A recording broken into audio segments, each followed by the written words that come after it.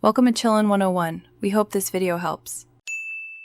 In this video, I will explain how to use lever file full guide.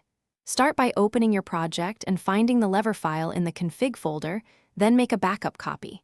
Read the top comments to understand active toggles and default behaviors.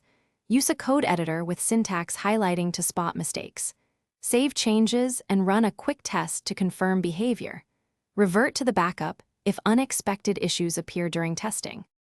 Begin by creating a separate branch or copy to test edits safely without affecting production. Change only one setting per test and note the effect so you can pinpoint causes quickly.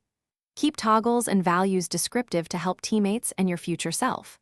Run a syntax validator or linter to catch stray commas or misspelled keys.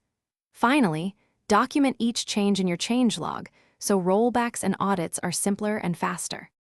If you are finding this video helpful, please hit subscribe and like so we can keep making useful guides. Quick recommendation: stay hydrated during long config sessions with the Owala water bottle.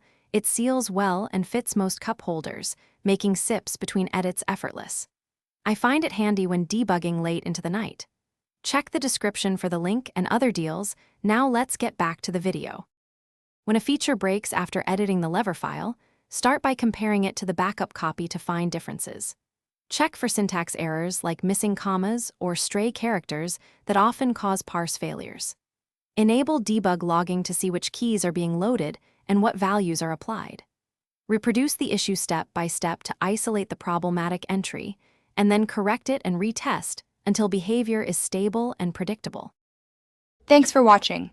Consider subscribing if we helped you.